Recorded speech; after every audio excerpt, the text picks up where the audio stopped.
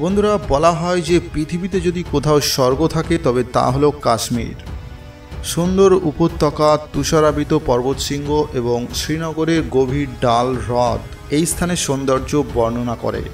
আর যখনই কাশ্মীরের কথা বলা হয় তখন 370 ধারা এবং 35A ধারা নিয়ে আলোচনা হয়। এর পাশাপাশি কাশ্মীরের মহারাজা হরি সিংয়ের নামও স্পষ্টভাবে উঠে আসে।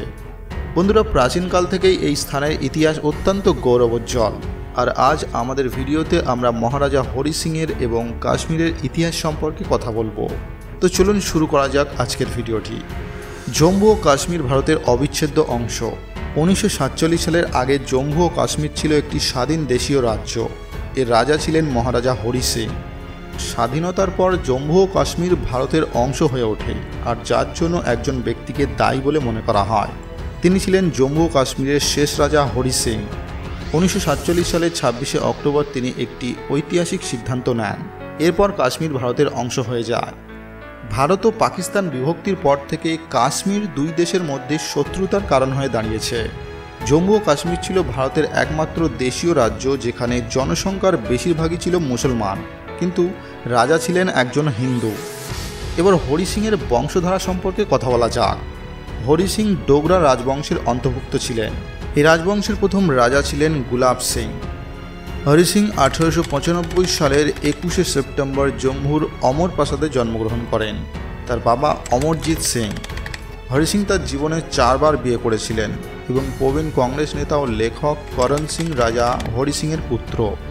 13 বছর বয়সে হরি সিং আজমিরের মায়ো কলেজে পড়াশোনা করতে যান, আর তার বাবা পরের বছর মারা যান। এরপর তার কাকা প্রতাপ সিংকে জম্মু ও কাশ্মীরের রাজা করা হয়।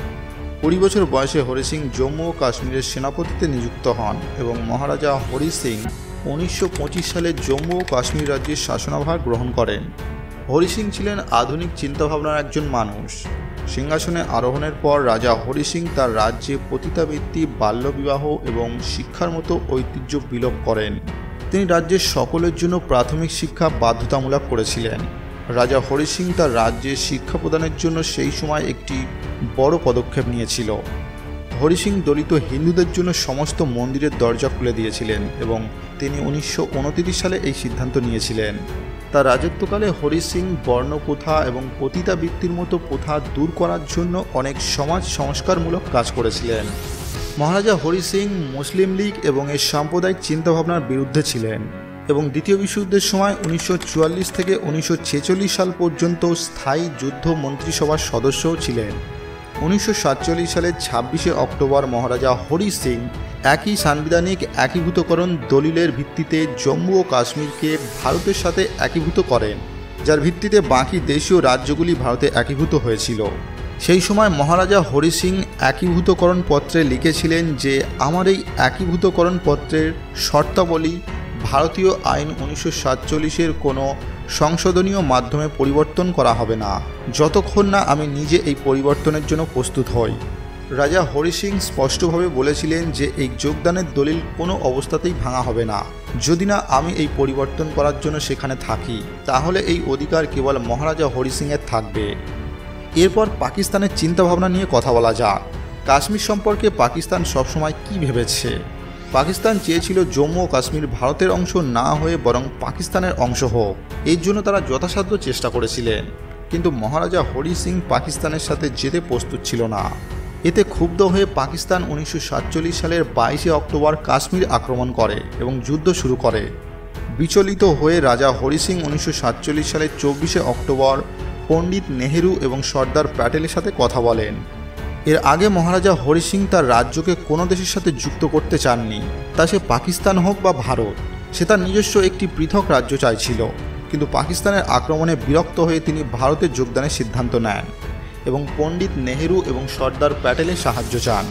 আর প্যাটেল এবং নেহেরু এই শর্তে সাহায্য করার প্রতিশ্রুতি দিয়েছিলেন যে কাশ্মীরকে ভারতে যোগ দিতে হবে এবং কাশ্মীর ভারতে যোগ দেয়।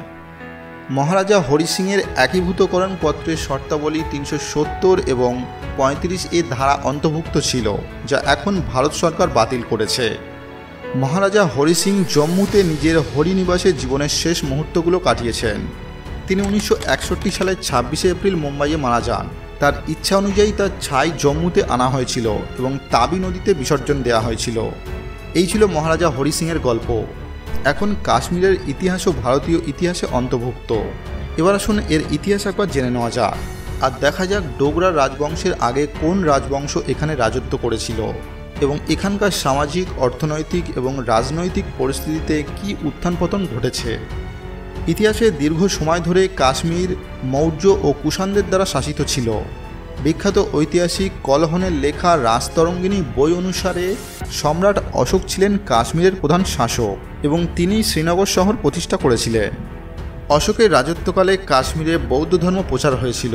তবে এটাও বিশ্বাস করা হয় যে কাশ্মীরের পুরাতন নাম ছিল সৎসির, যার অর্থ হলো জলে পূর্ণ। ঋষি কাশ্যপ এটি বের করে আনেন এবং তার নাম অনুসারে এর নামকরণ করা হয় কাশ্মীর। কাশ্মীরের রাজা কনিষ্কের সময় কাশ্মীরে চতুর্থ বৌদ্ধ সম্মেলন অনুষ্ঠিত হয়েছিল। এরপর মেহেরপুর রাজবংশ কিছু সময়ের জন্য কাশ্মীরে রাজত্ব করে। এরপর কাশ্মীরে শৈব দর্শনের বিকাশ ঘটে। ধীরে ধীরে বৌদ্ধ ধর্ম দুর্লভ হয়ে পড়ার সাথে সাথে এখানে হিন্দু ধর্ম প্রচারিত হতে থাকে এবং কাশ্মীর সংস্কৃত পণ্ডিতদের কেন্দ্রবিন্দুতে পরিণত হয়। সপ্তম শতাব্দীতে দুর্লভ বর্মন কাশ্মীরে শাসন করেন। কলহনের রাজতরঙ্গিনী গ্রন্থ অনুসারে তার বংশের সবচেয়ে শক্তিশালী রাজা ছিলেন ললিত আদিত্য, যিনি তিব্বতী এবং আরবদের উপর জয়লাভ করেছিলেন। এরপর লোহার রাজবংশ কাশ্মীরে তাদের শাসন প্রতিষ্ঠা করে। দ্বাদশ শতাব্দী পর্যন্ত হিন্দুরা কাশ্মীরে শাসন করেছিল। 1939 সালে মুসলমানরা কাশ্মীর শাসন করেন এবং শাহ মীর শামসুদ্দিন সেখানে রাজত্ব করেন। এরপর জয়নুল শাহ আবেদিন কাশ্মীর শাসন করেন এবং তিনি কাশ্মীরের আকবর নামে পরিচিত। তিনি সকল ধর্মকে সম্মান দিতেন, অর্থাৎ তাদেরকে একই মনে করতেন, আর সেই কারণেই কাশ্মীর উপত্যকার বেশিরভাগ মানুষ মুসলমান হয়ে যায়। 1586 সালে আকবরের রাজত্বকালে কাশ্মীরে মুঘল শাসন আসে এবং কাশ্মীর দীর্ঘকাল মুঘল শাসনের অংশ ছিল। 1772 সালে মুঘল শাসন দুর্বল হয়ে পড়ে এবং পরে আহমদ শাহ আবদালি কাশ্মীর জয় করেন এবং এরপর 1819 সাল পর্যন্ত কাশ্মীর আফগানদের দ্বারা শাসিত হয়। 1820 সালে কাশ্মীর মহারাজা রঞ্জিত সিং দ্বারা শাসিত হয়েছিল। তবে 1840 সালে লাহোর চুক্তির অধীনে ভারতের তৎকালীন governor general Lord herding Kashmir রাজ্যের আশেপাশের পাহাড়ি রাজ্যগুলির উপর অধিকার রাজা গোলাপ সিংকে দিয়েছিলেন। এছাড়াও শিখ সাম্রাজ্য পঞ্চজের সাথে সম্পর্কিত কাশ্মীর রাজ্যগুলি তাদের কাছে বিক্রি করা হয়। সেই সময়কালে গোলাপ সিংয়ের রাজ্য লাদাখ এবং বেলুচিস্তান পর্যন্ত বিস্তৃত ছিল। রাজা গোলাপ সিং 1857 সালে মারা যান। এরপর রণবীর সিং, প্রতাপ সিং পরস্পর সিংহাসনের দায়িত্ব পান এবং শেষে 1925 সালে জম্মু কাশ্মীরের রাজা হন হরি সিং।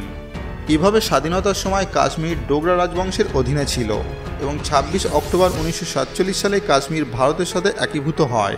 বন্ধুরা, এখন মনে হয় আপনার কাছে কাশ্মীরের গল্পটা কিছুটা পরিষ্কার হলো। এ বিষয়ে আপনি কি মনে করেন আমাদের কমেন্ট করে জানাতে পারেন। দেখা হবে পরবর্তী ভিডিওর সাথে।